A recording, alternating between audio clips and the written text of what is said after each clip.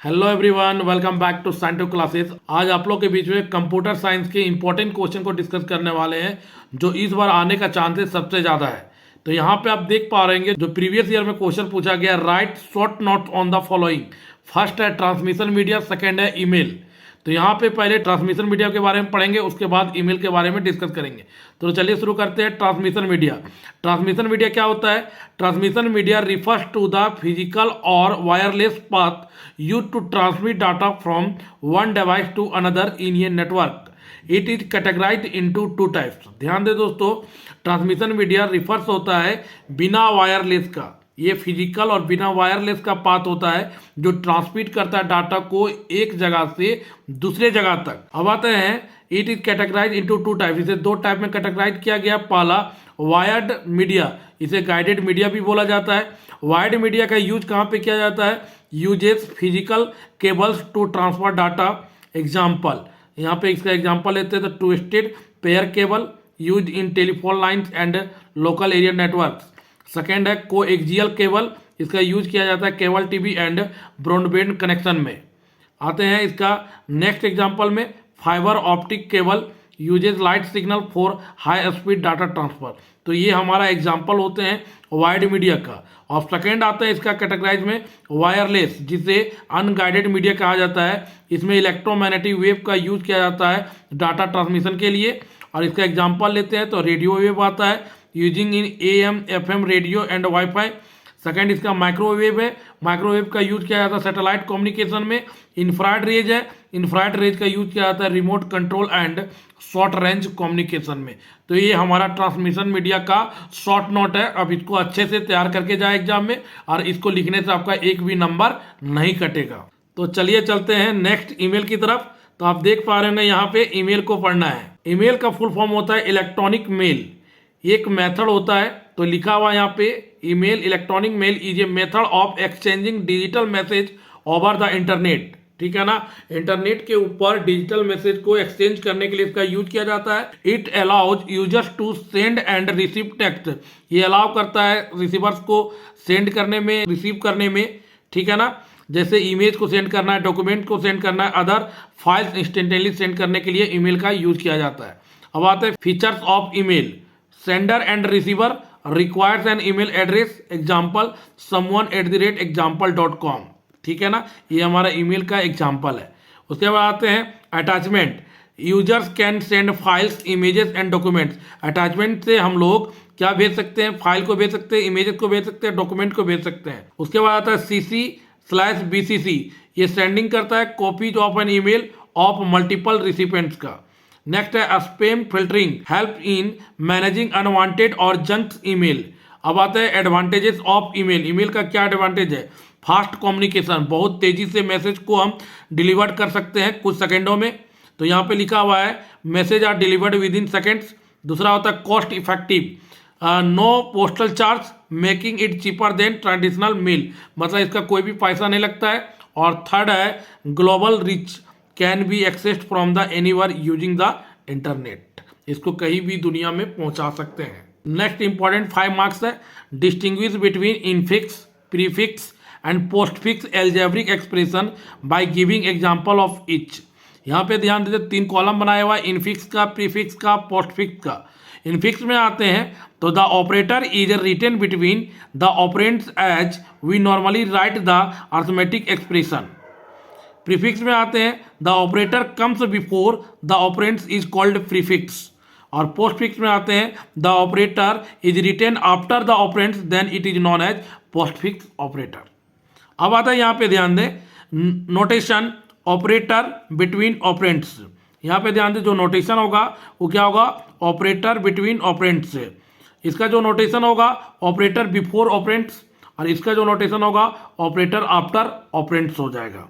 अगर इसका एग्जाम्पल लिया जाए तो एग्जाम्पल हो जाएगा A+B इंटू C। यहाँ पे आप एग्जाम्पल देख ले, इसका एग्जाम्पल +A इंटू BC, और इसका एग्जाम्पल ले तो ABC स्टार प्लस। तो ये हमारा इनफिक्स, प्रीफिक्स और पोस्टफिक्स के बीच में डिफरेंस है दोस्तों। ये 5 मार्क्स का क्वेश्चन है, अब इसको जरूर तैयार करके जाए एग्जाम में। अब आता है next 5 marks question, define of following terms, server, protocol और इंटरनेट को यहाँ पे डिफाइन करने बोला है। तो फर्स्ट आते हैं सर्वर पे। सर्वर क्या होता है? ये server is a powerful computer that stores and shares information with other computers. It helps run website, store files and send emails. Server क्या होता है? एक पावरफुल कंप्यूटर होता है जो स्टोर और शेयर करता है इंफॉर्मेशन को विथ अदर के साथ। और ये क्या करता है? वेबसाइट को रन कराने में, फाइल्स को स्टोर करने में, ईमेल्स को सेंड करने में ये हेल्प करता है। अब आते हैं प्रोटोकॉल। प्रोटोकॉल क्या हो सकता है? ये protocol is a set of rules that computers follow to communicate with each other. Protocol क्या होता है? प्रोटोकॉल होता है सेट ऑफ रूल्स जो कंप्यूटर फॉलो करता है, क्या करता है? कम्युनिकेट करने के लिए दूसरे के साथ। It ensures data is sent and received properly like traffic rules for the internet. अब आते हैं इंटरनेट। इंटरनेट क्या होता है? The internet is a giant network. Internet बहुत ही बड़ा नेटवर्क होता है that connects computers all over the world. It allow us to browse website, send emails, watch videos and chat with people. मतलब internet का यूज कहाँ कहाँ पे हम लोग करते हैं, जैसे कोई वेबसाइट को चलाने में, ईमेल सेंड करने में, कोई वीडियो देखने में, किसी के साथ चैट करने में, कोई पीपुल के साथ, तो इसमें इंटरनेट का यूज किया जाता है। तो ये हमारा सर्वर, प्रोटोकॉल, इंटरनेट का इंपॉर्टेंट शॉर्ट नोट है। अब इसको जरूर तैयार करके जाए एग्जाम में। कभी कभी अकेला अकेला पूछ लेगा तो 1 मार्क्स, कभी कभी पूछ लेगा तो 3 मार्क्स। अब आता है नेक्स्ट इंपॉर्टेंट क्वेश्चन 5 मार्क्स में। What is logic gate? Explain fundamental logic gates with circuit diagram and truth table. तो यहाँ पे ध्यान दे, लॉजिक गेट को डिफाइन करने बोला है और फंडामेंटल लॉजिक गेट जो होता है note gate, or gate, and gate, इसको ट्रुथ टेबल और इसका सर्किट डायग्राम को ड्रॉ करने बोला है। तो लॉजिक गेट क्या होता है? लॉजिक गेट एक इलेक्ट्रॉनिक सर्किट होता है जो परफॉर्म करता है बेसिक बुलियन एक्सप्रेशन में, सच एज। बुलियन एक्सप्रेशन कौन कौन हो सकता है? And gate, or gate, not gate, using input signal to produce a output signal. ठीक है, तो logic gate is an electronic circuit that performs a basic Boolean operation such as and or not using input signal to produce a output signal. अब आते हैं, logic gates are the fundamental building blocks of digital circuit, are widely used in computer, digital electronics and controlled system. There are 3 basic logic gate जिसको fundamental logic gate बोला जाता है, not gate, or gate and gate. चलिए तीनों को explain करते हैं, आगे चलते हैं। अब आता है यहाँ पे नॉट गेट। आप देख पा रहे होंगे यहाँ पे नॉट गेट को इन्वर्टर बोला जाता है। नॉट गेट में एक इनपुट और एक आउटपुट होता है। इसका सर्किट डायग्राम को आप देख पा रहे होंगे, यहाँ पे इनपुट दिया हुआ और इसका आउटपुट आता है। तो इस चीज को यहाँ पे मैंने लिख रखा है, the not gate has a single input and inverts its value producing true 1 if the input is false 0 and vice versa. मतलब अगर 0 इनपुट अप्लाई करते हैं तो 1 आता है, 1 को अप्लाई करते हैं तो 0 आउटपुट आता है। अगर इसका ट्रूथ टेबल लेंगे तो यहाँ पे 2 इनपुट सिग्नल है, 0 और 1, और 0 का क्या बनेगा 1 और 1 का क्या बनेगा 0। ये हमारा सर्किट है नॉट गेट का। आगे चलते हैं और गेट में। अब आता है और गेट में। द और गेट, यहाँ पे ध्यान दे, और गेट में 2 इनपुट होता है, एक आउटपुट होता है।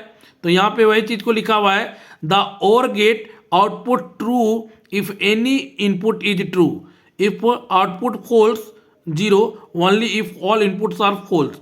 जैसे यहाँ पे 2 इनपुट दिए हुए और एक हमें आउटपुट मिलेगा, और मतलब होता है ऐड। जैसे यहाँ पे देखिए अप्लाई कैसे करेंगे, 0 0 0 1 1 0 1 1। तो एक बार 0 फिर 0 फिर 0 1 फिर 1 0 1 1। ठीक है, तो 0 को 0 के साथ जोड़ेंगे तो कितना आएगा 0, 0 को 1 के साथ जोड़ेंगे कितना आएगा 1, 1 को साथ 0 जोड़ेंगे तो 1, 1 और 1 जोड़ेंगे तो कंप्यूटर में हमेशा 1 आता है, कभी भी 2 नहीं आता है। और इसका जो सर्किट होता है, सर्किट डायग्राम यहाँ पे दिया हुआ है आपको। अब आते हैं एंड गेट में। एंड गेट में क्या होता है, 2 इनपुट होता है, इसमें एक आउटपुट होता है। यहाँ पे इनपुट का मल्टीप्लाई होता है। तो एंड गेट में क्या लिखे हुए हैं, the and gate output true 1 only if all inputs are true, otherwise if output false 0। जैसे यहाँ पे ध्यान दें, इसका सर्किट डायग्राम दिया हुआ है, ए और बी 2 हमारा इनपुट है। इनपुट हमेशा सेम अप्लाई करेंगे, 0 0 0 1 1 0 1 1। 0 के साथ 0 मल्टीप्लाई करें 0 आएगा, 0 को 1 मल्टीप्लाई करें तो भी 0 आएगा, 1 को 0 के साथ मल्टीप्लाई करें तो भी 0 आएगा, 1 को 1 के साथ मल्टीप्लाई करेंगे तो क्या आएगा 1 आएगा। तो ये हमारा ट्रुथ टेबल है और इसका डिफिनीशन और ये हमारा सर्किट डायग्राम है। तो ये हमारा लॉजिक गेट हुआ और उसका फंडामेंटल। तो ये भी 5 मार्क्स का इंपॉर्टेंट क्वेश्चन है। नेक्स्ट इंपॉर्टेंट क्वेश्चन जो हर साल पूछा जाता है के मैप, आप इसको जरूर पढ़ के जाएं दोस्तों, इसको बनाने जरूर सीखे। अगर नहीं जानते तो आप मुझे बोलना, हम जरूर सिखाएंगे इसको। के मैप यहाँ पे दिया हुआ है, के मैप को बुलियन एक्सप्रेशन को यूज करके इसको सिंप्लीफाई करना है। यहाँ पे क्वेश्चन दिया हुआ है F A comma B comma C comma D, और यह समीशन लिखा हुआ 0 3 4 5 7 11 13 15। तो ये ध्यान दें के मैप का क्वेश्चन है। के मैप को कितना बार पूछा गया आप देखिए तो 2023 में, 2024 में, 2019 में, 2018 में, 2016 में, 2017 में, तो जरूर आएगा 2025 में। तो एक क्वेश्चन फिक्स रखे, इसको के मैप बनाना जरूर सीखे, क्वेश्चन आने वाला है। अब आते हैं नेक्स्ट 5 मार्क्स का। डिफाइन द फॉलोइंग टर्म्स, ये 5 मार्क्स क्वेश्चन है। पहला है कंप्यूटर वायरस, सेकेंड है वर्ल्ड वाइड वेब, थर्ड है what is modem, what is its function. ये तीनों क्वेश्चन मिला के 5 मार्क्स का आता है। आते हैं फर्स्ट में, यहाँ पे कंप्यूटर वायरस में। कंप्यूटर वायरस क्या है? तो कंप्यूटर वायरस इज ये malicious program when it is executed in computer, it insert its own code in computer and infect computer system. Virus are made to hack, harm और damage the computer system. अब आप जानते हैं computer virus कैसे work करता है। तो how it works on self replication method, mean viruses starts to create copy to itself in computer and slowly it spread in whole computer and finally it tried to take some control or full control in computer to damage data or hardwares। तो ध्यान दे दोस्तों, example इसका लेते हैं तो micro virus, boot sector virus, worms etc। तो virus एक बेसिकली समझ ले दोस्तों, जब कोई सिस्टम को रन करते हैं तो उसमें अपने से उस सिस्टम में वायरस आ जाता है, उसको बोला जाता है मतलब हैंग करना। जो बोलते हैं ना कि मोबाइल हैंग कर रहा है, लैपटॉप हैंग कर रहा है, वो किसके कारण होता है? इस वायरस के कारण होता है। तो अब इस वायरस को जरूर पढ़ के जाए, कंप्यूटर वायरस को। उम्मीद करते हैं कि कल के एग्जाम में जरूर आए। आगे पढ़ते हैं वर्ल्ड वाइड वेब के बारे में। अब आते हैं www, इसके world wide web full form होता है। इसको क्या बोला जाता है? It is a global network which is operate on internet to access via browser. बोला एक ग्लोबल नेटवर्क होता है जो ऑपरेट करता है इंटरनेट को एक्सेस में ब्राउजर के रूप में। उसके बाद आता है it enable user to access document, images, videos and other multimedia by web browser.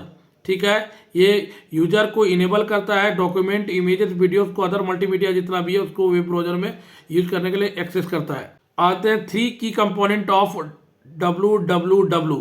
First होता है वेब ब्राउजर। वेब ब्राउजर क्या है? It is a software use to access and display web content. Example Google Chrome, Mozilla, Firefox, ये हमारा web browser है। कभी कभी 1 marks में पूछ लेता है कौन सा वेब ब्राउजर है, तो यहाँ पे 3 नाम लिखा हुआ है ब्राउजर का, Google Chrome, Mozilla, Firefox. Next है web server. It is a computer that store web pages and serve when it is requested और searched on internet via web browser. अब आते हैं वेब पेज। वेब पेज क्या होता है? It is a simple page on internet which is written in HTML, CSS and JavaScript. It's called web page and the collection of such web page is called website। तो ये हमारा www जिसे world wide web बोला जाता है उसके बारे में लिखा हुआ है। आप इसको जरूर पढ़ के जाएं। अब चलते हैं नेक्स्ट स्लाइड की तरफ जिसमें पढ़ना है मोडम। मॉडेम क्या होता है दोस्तों? ये मॉडेम फुल फॉर्म मॉडेम का क्या होता है? Modulator, demodulator. ठीक है ना, MO मॉड्यूलेटर, DEM है मतलब डी मॉड्यूलेटर। तो मॉडेम इज ये hardware device that enables a computer और other device to connect with internet. Modem क्या होता है दोस्तों? एक प्रकार का डिवाइस होता है जो बाहरी मतलब कोई चीज से, जैसे सिम है ना, सिम को मॉडेम में लगा के लैपटॉप में नेट को चला सकते हैं, इंटरनेट को एक्सेस कर सकते हैं, तो उसे मॉडेम बोला जाता है। मॉडेम का फुल फॉर्म मॉड्यूलेटर, डीमॉड्यूलेटर होता है। तो यही चीज लिखा हुआ, it is a hardware device that enables a computer और other device to connect with internet. It works by converting digital signal from a computer into analog signal. बोल रहा है डिजिटल सिग्नल से कंप्यूटर में एनालॉग सिग्नल कन्वर्ट करता है and analog signal to digital signal, मतलब दोनों सिग्नल में कन्वर्ट करता है ये मॉडेम। इसका आते हैं फंक्शन ऑफ मॉडेम। मॉडेम का फंक्शन क्या क्या है?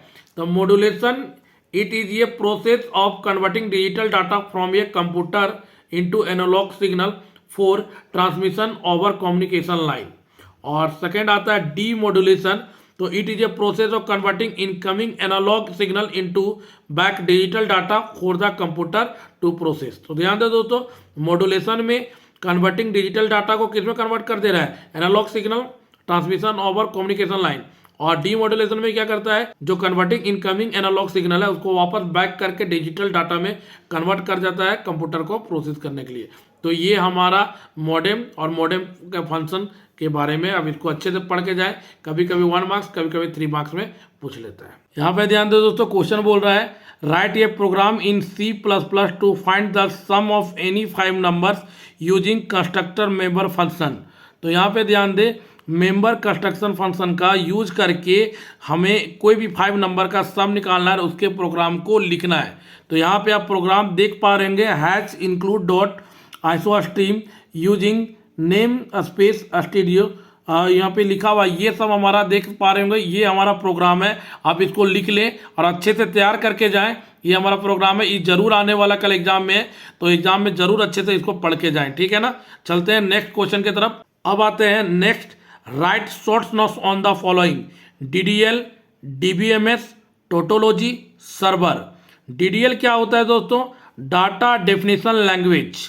तो DDL के बारे में लिखा हुआ है, DDL is a subset of SQL, मतलब स्ट्रक्चर क्वेरी लैंग्वेज का सबसेट होता है DDL हमारा। इसका यूज किया जाता है use to define and manage database structures. It includes commands such as create, create क्या करेगा? क्रिएट्स ए न्यू डाटाबेस और table, alter, modifies and existing database structure, drop, deletes a database और table, truncate, removes all records from a table but keeps the structure.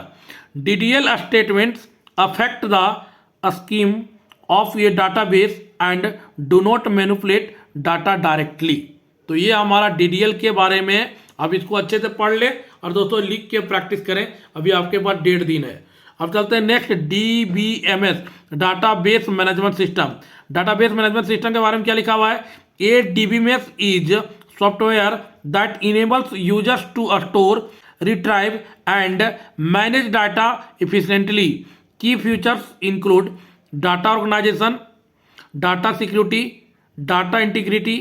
इसका example होता है MySQL, Oracle, SQL server and PostgreSQL। DBMS allow users to perform CRUD में यहाँ 4 word मिलके बना हुआ है, जैसे C से क्रिएट, R से read, update, delete, operation on data. तो ये हमारा DBMS के बारे में, इसको लिख के प्रैक्टिस करें, ठीक है ना।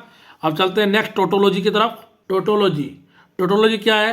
It is a logical statement that is always true.